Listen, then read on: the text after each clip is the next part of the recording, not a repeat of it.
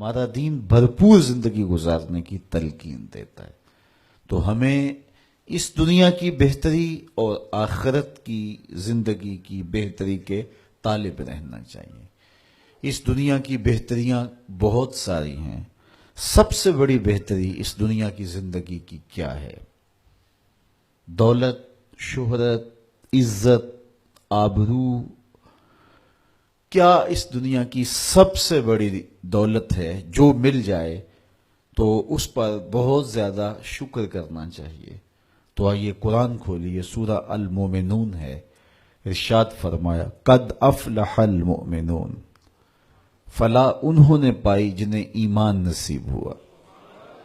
تو اس کائنات میں سب سے بڑی نعمت جو حضرت انسان کو دی گئی ہے وہ دولت ایمان ہے۔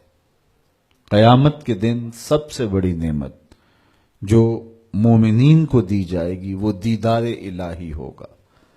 تو جو آخرت میں دیدار الہی سے محروم ہو گیا اور دنیا میں ایمان سے محروم ہو گیا وہ حقیقی محروم ہے۔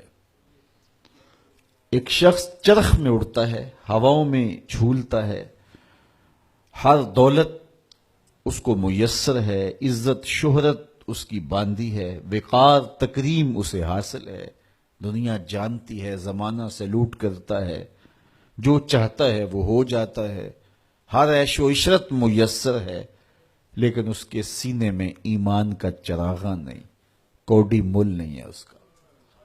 اور ایک شخص جھونپڑے میں رہتا ہے، کھانے کے لیے کبھی مل جاتا ہے کبھی نہیں بھی ملتا، دنیا اسے پہچانتی بھی نہیں ہے، وہ معروف شخص بھی نہیں ہے، لیکن اس کے سینے میں ایمان کا چراغ ہے، وہ خوش نصیب شخص ہے۔ میرے حضور کا ایک فرمان سنیے، حضور نے فرمایا میرے دوستوں میں سے قابل رشک دوست وہ ہے جس کا سامان دنیا تھوڑا ہے، نمازیں زیادہ ہیں۔ جب وہ چلتا ہے تو اس کی طرف اشارہ بھی نہیں ہوتا، یہ فلاں صاحب جا رہے ہیں، کوئی ایسا معروف شخص نہیں، کوئی بہت عہدہ ساتھ نہیں لگا ہوا کہ جب چلے تو لوگ کہیں یہ فلاں جا رہے ہیں۔ ثم نقد بیدہ، حضور نے ہاتھ سے چٹکی بجائی اور پھر فرمایا اس کو موت بھی ایسے ہی آئی، پھر فرمایا کلت بواکی ہے، اس کو رونے والے بھی تھوڑے ہی تھے، اس کو رونے والے بھی زیادہ نہیں تھے، کلت تراسہ، اس کی وراثت بھی بہت لمبی نہیں نکلی۔ فرمایا میرے دوستوں میں قابل رشک دوست دیکھنا ہے تو یہ اس کا جنازہ جا رہا۔ تو ہماری سب سے بڑی دولت ایمان کی دولت ہے، نمازوں کی دولت ہے، شرافت کی دولت ہے، یہ دولتیں ہمیں جمع کرنی چاہیے۔ سویر سے لے کر شام تک دونوں ہاتھوں سے ہم امیر بننے کی دوڑ میں لگے ہوئے ہیں، کوشش کر رہے ہیں دولت جمع ہو جائے، دونوں ہاتھوں سے اکٹھی کر رہے ہیں، امیر بن جائیں، دولت مند بن جائیں۔ خیال ہے کہ اگر دولت بہت ساری ہوگی تو سکون ملے گا، جب مل جاتی ہے دولت تو پھر سکون نہیں ملتا، کہتے ہیں کچھ اور حاصل ہو تو سکون ملے گا، ساری زندگی اس دوڑ میں گزر جاتی ہے۔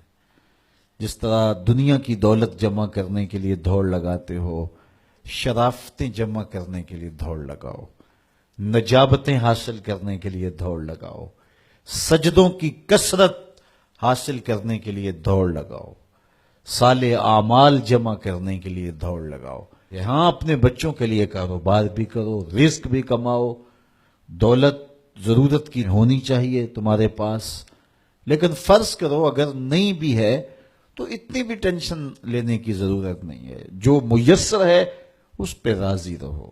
دکھوں کو ختم یہی چیز کرتی ہے، بندہ رب پہ راضی ہونا سیکھ لے تو جہاں بندہ ہوگا وہیں خوش ہوگا، اور راضی ہونا نہیں سیکھے گا تو کھرب پتی بھی ہوگا، نفس کی کمینگی ختم نہیں ہوگی۔ تو پھر اس پہ راضی رہنے کا فن سیکھنا چاہیے۔ حضور کی سیرت پڑھیں، آپ کو یہ سب کچھ ملے گا۔ اللہ نے اپنے محبوب کو اختیار دیا، محبوب اگر چاہو تو یہ بطحہ مکہ سونے اور چاندی کا بنا دیں۔ تو حضور کیا کہتے ہیں؟ ایک دن کھانا دینا، ایک دن فاقہ دینا۔ جس دن کھانا ملے گا تیرا شکر کروں گا، جس دن فاقہ ملے گا صبر کروں گا۔ تو اللہ کے حضور عجز یہ بہت بڑی دولت ہے، اگر نصیب ہو گئی تو سمجھو زندگی سوکھی ہو گئی، ورنہ ساری زندگی دھوڑی ختم نہیں ہوتی۔